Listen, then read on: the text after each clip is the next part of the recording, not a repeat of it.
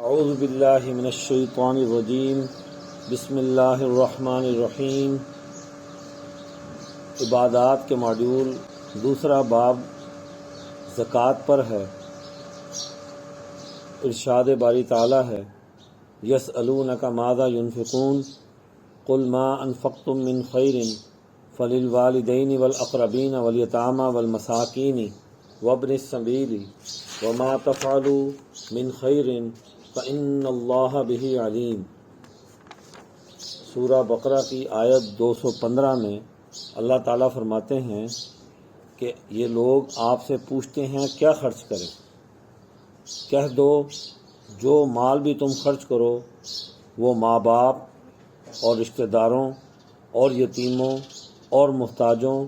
اور مسافروں کا حق ہے، اور جو نیکی تم کرتے ہو سو بے شک اللہ اسے خوب جانتا ہے۔ انسانی معاشرے میں خرچ کرنا بہت ہی اہمیت کا حامل ہے۔ اس کا پس منظر یہ بھی ہے کہ انسان جو بہت زیادہ کماتا ہے اس کمانے میں اس کے ساتھ سوسائٹی کے بہت سارے لوگ شریک ہوتے ہیں، لوگ اس کے ساتھ معاونت کرتے ہیں، تب جا کر وہ ان مزدوروں اور کسانوں کی معاونت کی بنیاد پر بہت زیادہ مال کمانے کے قابل بنتا ہے۔ اور اسی طرح جس معاشرے کے اندر وہ رہتا ہے اس کے گرد و پیش کے لوگ اسے ایک ماحول دیتے ہیں، ان سے مل کر اس کی ایک اجتماعیت قائم ہوتی ہے۔ لہذا جس اجتماعیت میں انسان رہتا ہے اس اجتماعیت کا اس پر حق ہے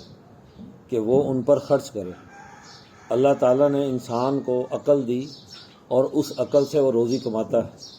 اور پھر اس روزی سے وہ لوگوں پر خرچ کرے۔ اب جن کے پاس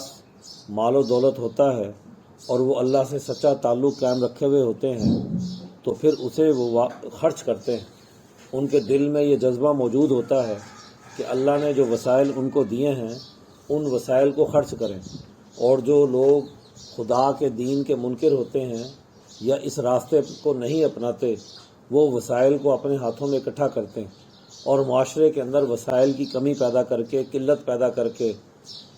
اپنے ذاتی مفادات کے لیے اسے استعمال کرتے ہیں۔ تو اچھے لوگوں کی، نیک لوگوں کی یہ نشانی ہوتی ہے،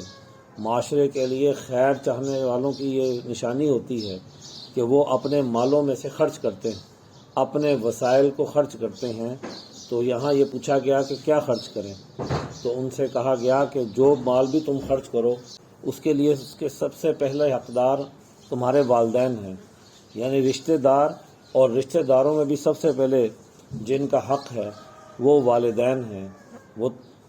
اور پھر اس کے بعد قریبی رشتہ دار ہیں، اور ان میں بھی، ان قریبی رشتہ داروں میں بھی یتیم ہیں اور مسکین ہیں، یا آپ کے گرد و پیش میں ایسے یتیم اور مسکین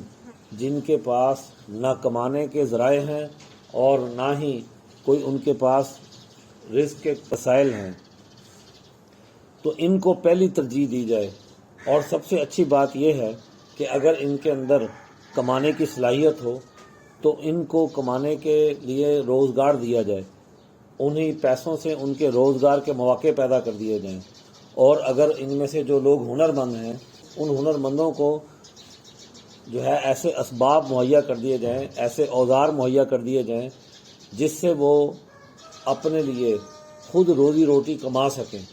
اور اگر ہنرمند نہیں ہیں تو ان کے رزق کا بھی بندوبست کیا جائے، اور اس کے ساتھ ہی ان کے لیے کوئی ایسی ہنرمندی، ایسی تعلیم کا بندوبست کیا جائے